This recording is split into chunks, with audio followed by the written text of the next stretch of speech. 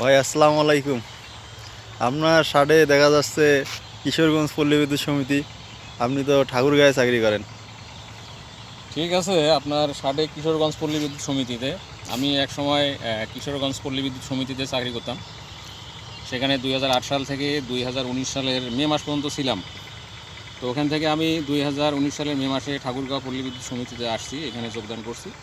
এখানে আসি কিশোরগঞ্জ পল্লী বিদ্যুৎ সমিতি থেকে আসার পরে আমার যে ড্রেস ছিল, অফিসিয়াল ড্রেস, মনে হয় আমার এই শার্টটুকুই আর কি শেষ চিহ্ন হিসেবে আছে। এর মধ্যে বাকি যা ছিল তো আর কি ছিঁড়ে গেছে, নষ্ট হয়ে গেছে।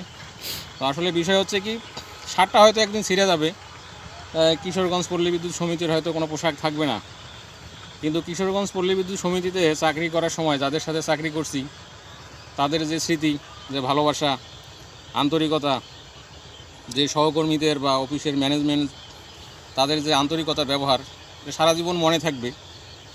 বিশেষ করে আমি ঠাকুরগাঁও পল্লী বিদ্যুৎ সমিতিতে আসার আগে কিশোরগঞ্জে যখন ছিলাম, ওই সময় যে জেনারেল ম্যানেজার মহোদয় ছিলেন আব্দুল ওয়ারিদ স্যার, মনিরুদ্দিন মজুমদার স্যার, তারা অত্যন্ত ভালো মানুষ ছিলেন। বিশেষ করে নান্দাইল জোনাল অফিসের ডিজিএম মহোদয় আবুল কালাম আজাদ স্যার ছিলেন অত্যন্ত ভালো মানুষ। আমাদের বিশেষ করে junior engineer Ramzan sir, Anisur Rahman sir, তো আসলে সবাই আমাদের সাথে আন্তরিকতা ছিল, একটা ভালো পরিবেশ ছিল। তো এই আপনার এই কন্টেন্টের মূল বিষয়বস্তু হচ্ছে যে আমরা অনেকে কর্মক্ষেত্রে এসে অনেকের পিছনে লাগি, অনেকের ক্ষতি করার চেষ্টা করি। কিন্তু আমরা জানি যে এক জায়গায় আমরা 2 বছর 3 বছর, বড় জোর 4 বছর, এক বছর একসাথে কাজ করার সুযোগ পাই। এই সামান্য সময় দেখা গেল আমরা একজনের পিছনে লাগি, একজনের ক্ষতি করার চেষ্টা করি, একজনের মানে ম্যানেজমেন্টের কাছে তার দুর্নাম দিয়ে তাকে একটা হয়রানি করার চেষ্টা করি। এটা আসলে ঠিক না। শুধু পল্লী বিদ্যুতে না, বিভিন্ন সেক্টরে এই ধরনের ঘটনাগুলো ঘটে।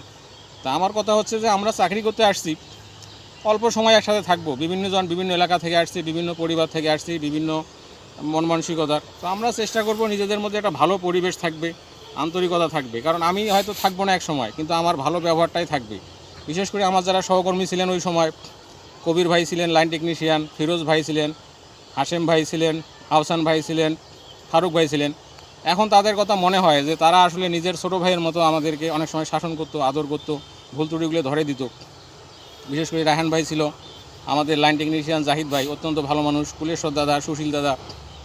তো আমরা আসলে চাই যে আমাদের যে কর্মক্ষেত্রে যে পরিবেশটা, আমরা একজনের পিছনে না লাগি, পারলে একজনের উপকার করি, একজনের ক্ষতি না করব। পাশাপাশি আমরা যেহেতু গ্রাহকের সাথে কাজ করি সরাসরি, গ্রাহকের সুবিধা অসুবিধা তাদের আমরা কোনো কিছু বললে আমরা শোনার চেষ্টা করব। যেটা সমস্যা সমাধান করে দেওয়া সম্ভব সেটা করব, না হলে ওনাকে একটা পরামর্শ দিব আমরা।